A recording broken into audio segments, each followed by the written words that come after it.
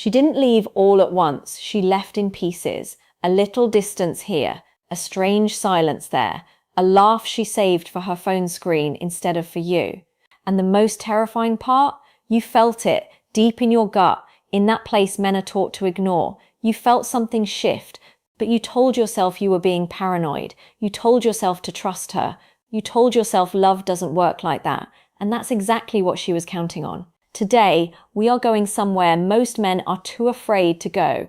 We are pulling back the curtain on the behavioral patterns, the psychological signals, the subtle and not so subtle shifts that women cannot hide when something has changed, when loyalty has cracked, when a relationship is no longer what it appears to be on the surface. I'm going to walk you through 8 signs, each one more telling than the last.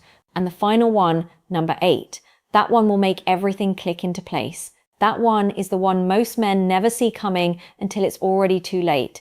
Stay with me. Before we get into the signs themselves, I need you to understand something critical, something that most relationship content will never tell you. The reason men miss these signs is not because they're stupid. It is not because they're weak. It is because they are conditioned to doubt their own perception. From childhood, men are told that jealousy is toxic, that suspicion is insecurity, that noticing things is controlling behavior. And so men learn to override their instincts. They learn to explain away what they feel. They learn to gaslight themselves before anyone else gets the chance. And meanwhile, patterns are forming right in front of their eyes. This video is not about teaching you to be paranoid. It is not about turning you into someone who interrogates his partner over every text message. This is about something far more powerful than paranoia. This is about clarity. This is about understanding human psychology deeply enough that you can read a situation for what it truly is, not what you hope it is, and not what you fear it is, but what it is. The man who operates from clarity is unshakable. The man who operates from blind trust and willful ignorance, he gets blindsided. Every time, you are here because something in you wants to see more clearly. Honor that instinct, because it may be the most important thing you do. Before we go any further, if you've never been to this channel before, my name is Dr. Julie, and what we do here is go deep, real psychology, real patterns, real conversations that most people are too uncomfortable to have. If that's what you're looking for, hit subscribe right now. You won't regret it. And if this video is already hitting somewhere close to home, if something in those opening words made your chest tighten just a little, drop a comment below and tell me where you're watching from. Seriously, I read every single one. It reminds me why this work matters. Now like the video if you're with me, and let's get into it. Now let's get into it. 8 signs.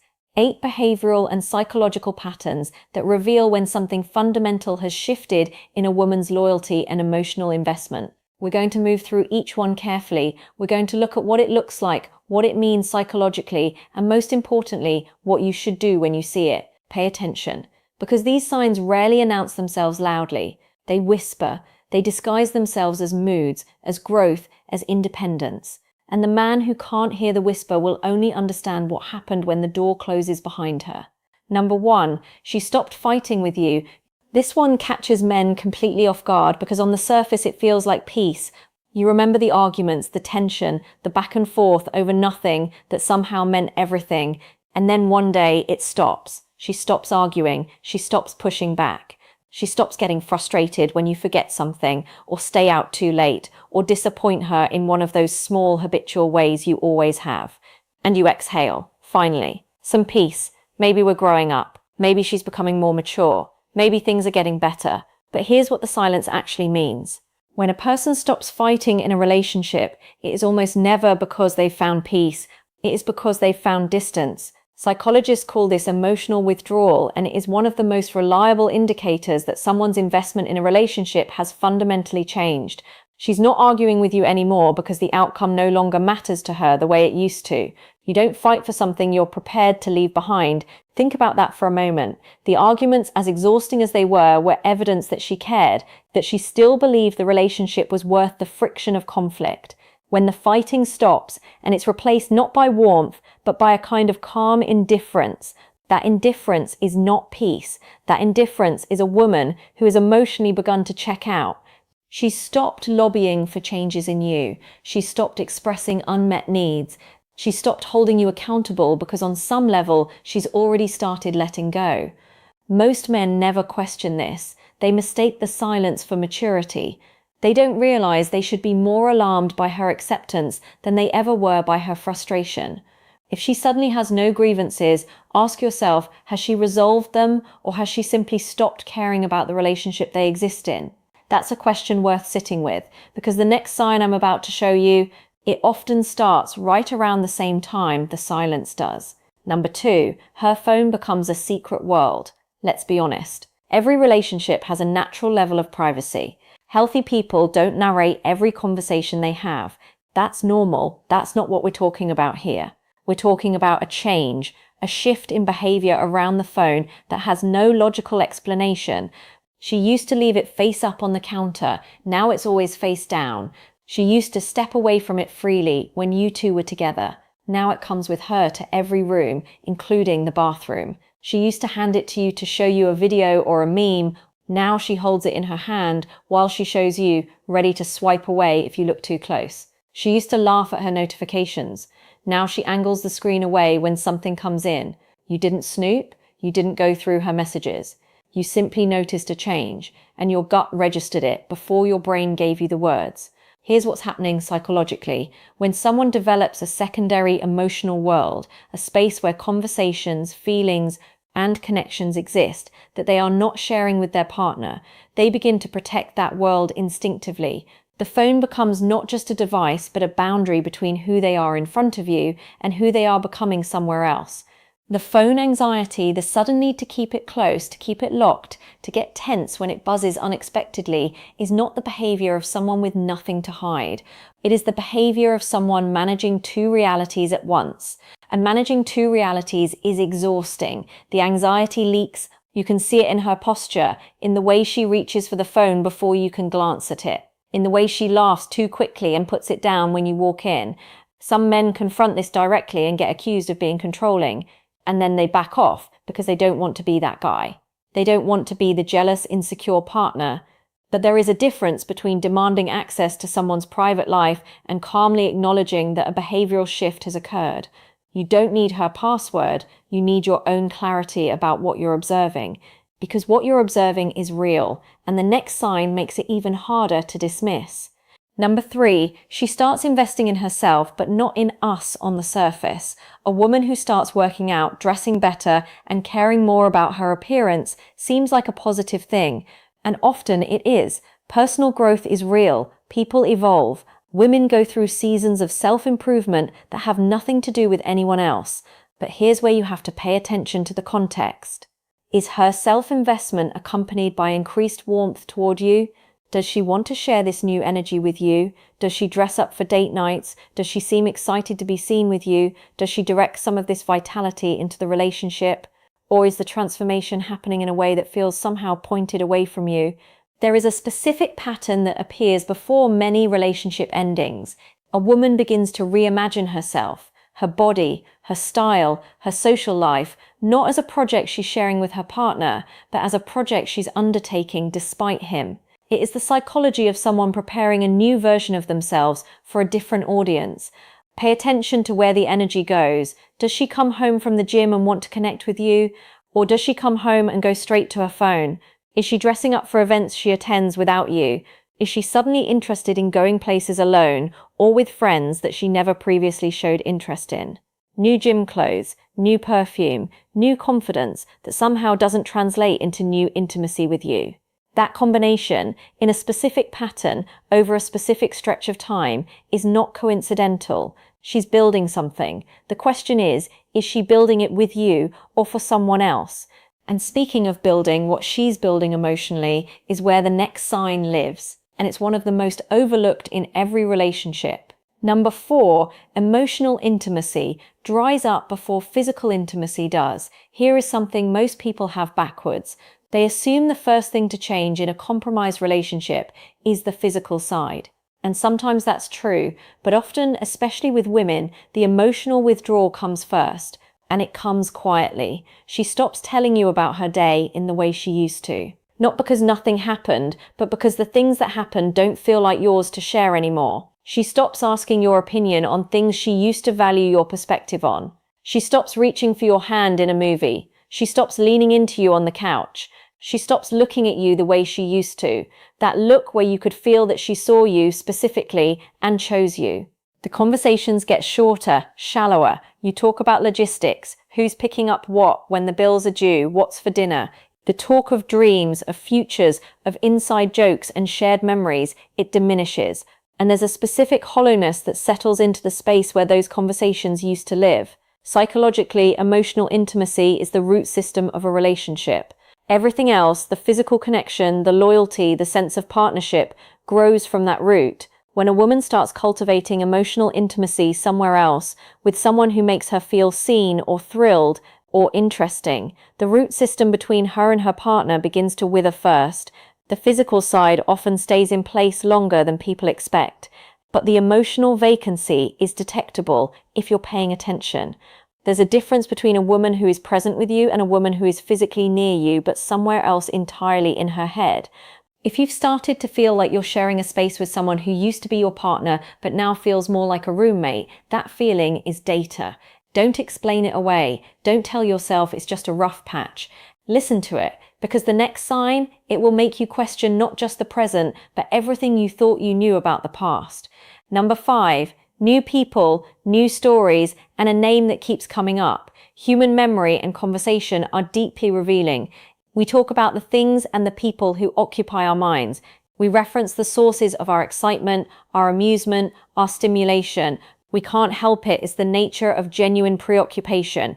So when a new name starts appearing in her conversations, a co-worker, a gym friend, someone from a group she's recently joined, pay attention to how often that name comes up. Pay attention to the warmth in her voice when it does. Pay attention to the small, fond details she mentions. He's so funny. She or he had the most interesting take on that. You remind me of something he said. Now here's where it gets psychologically interesting. As time goes on, and if something is developing beneath the surface, the name will often disappear from conversation as suddenly as it appeared, because she will realize she's said it too many times. She'll notice her own tells, and she'll overcorrect by never mentioning that person again.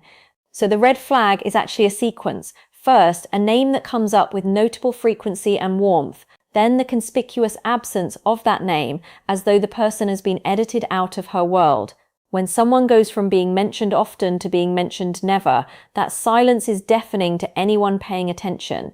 There is also the arrival of new social frameworks, new groups she's joined, new places she's started going, new activities that have appeared seemingly from nowhere. Often these things have a genesis, a person who introduced her to them, a world that opened up through someone new. She may share the activities with you while keeping the person invisible. And if you ever ask about that person casually, naturally, watch the micro response. Watch whether she downplays the relationship with an almost prepared casualness. Oh, he's just someone from the group. That particular smoothness of dismissal, the speed of it, the completeness of it, tells you more than the words themselves. Watch the names, watch the gaps. The truth lives in both. And that leads us directly into the next sign, one that requires you to understand something about her relationship to you that may be uncomfortable to face.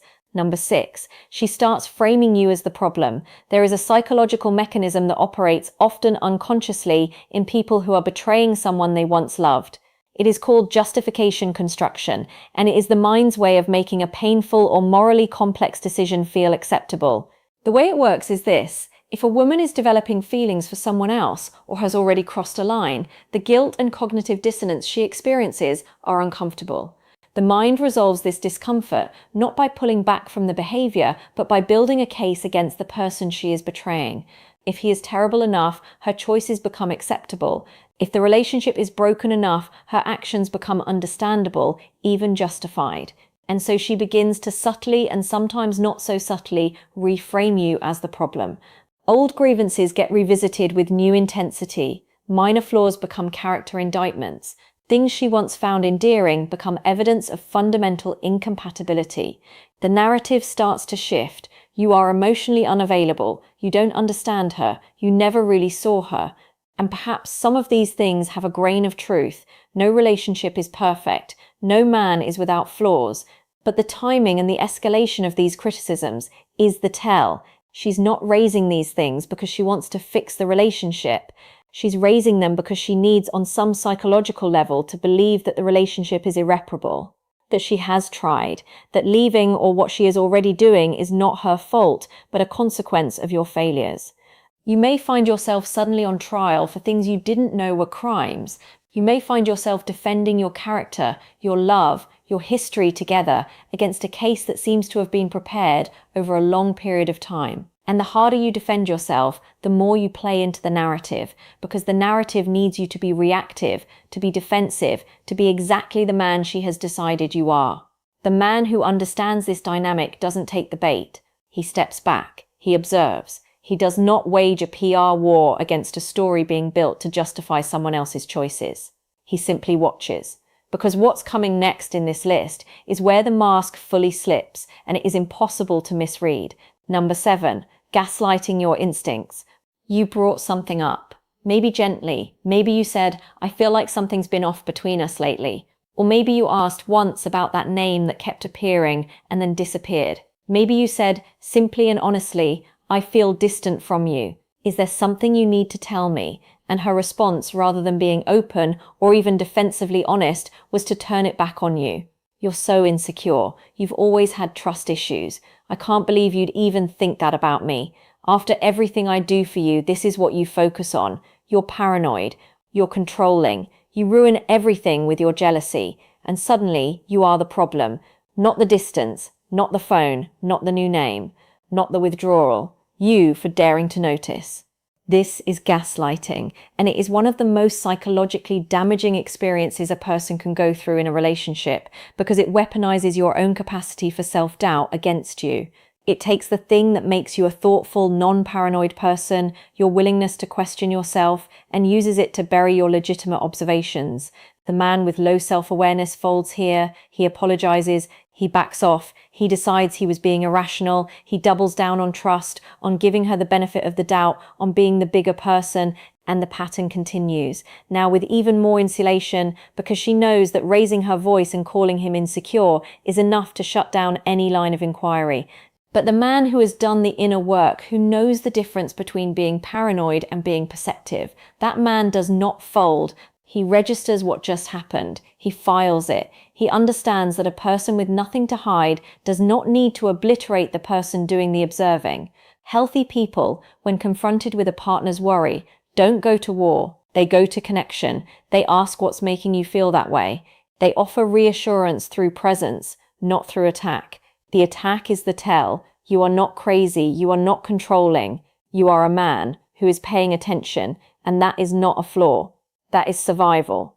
Now we arrive at the final sign, the one I told you about at the very beginning, the one that is impossible to fake, impossible to explain away, and impossible to unsee once you know what you're looking for. Slow down. This one matters.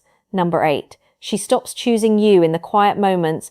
This is the one that breaks men who finally understand it, because it requires no evidence, it requires no confrontation, it requires no argument or investigation or dramatic reveal. It is simply the truth of where a person's heart has gone, written in the smallest, most ordinary moments of a shared life. Let me paint the picture. You're both home on a Sunday afternoon. No agenda, no plans, just the quiet of a shared space. And you notice that she gravitates toward her phone, toward a show she watches alone with earbuds in, toward the far end of the couch. The proximity is physical, the presence is elsewhere, or you're in the car together. A song comes on, one that used to mean something to both of you. She doesn't look over, she doesn't reach for your hand. She looks out the window at something you can't see. Or she has good news, something happened at work, something small and good, and before she's told you, she's already told someone else. You find out secondhand, or you find out that the excitement in her voice when she tells you is a fraction of what it must have been in the telling that came before. The quiet moments are when people reveal where their heart actually lives. The big moments, the public moments, the moments with an audience, those can be performed. But the impulse to share a laugh, the instinct to reach for someone's hand, the reflex of turning to a person when something good or frightening or beautiful happens, those things cannot be manufactured. They go where the heart goes. And when she stops turning to you in those moments, not dramatically, not with a declaration, but simply not turning, that is the deepest sign of all. Because it means that the person she reaches for in the unscripted moments of life is no longer you. You can't argue against this. You can't be accused of paranoia for noticing it.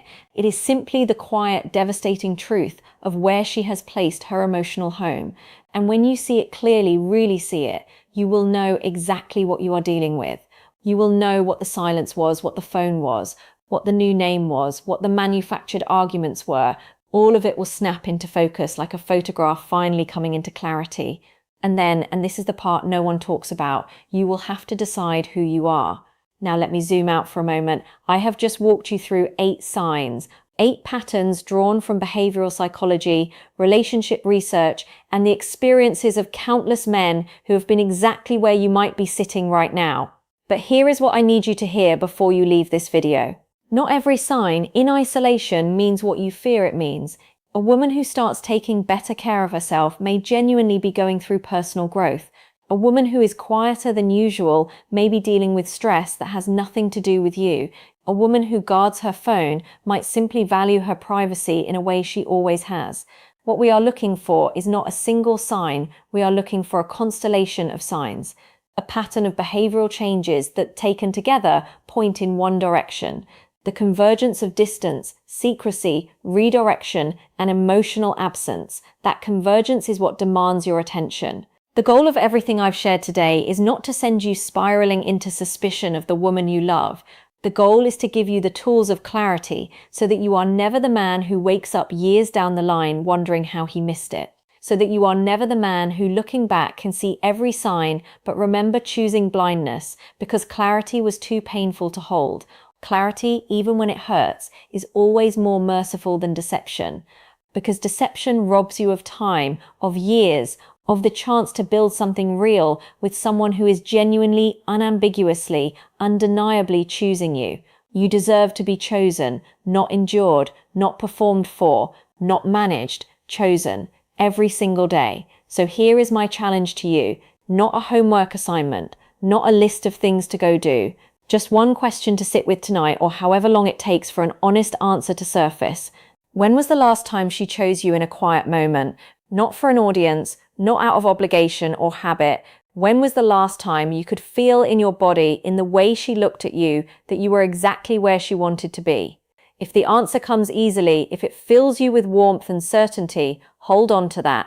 Protect it, invest in it, don't take it for granted for a single day. But if the answer is slow in coming, if it requires effort to find, if it brings up something uncomfortable that you've been quietly carrying, then honor that discomfort.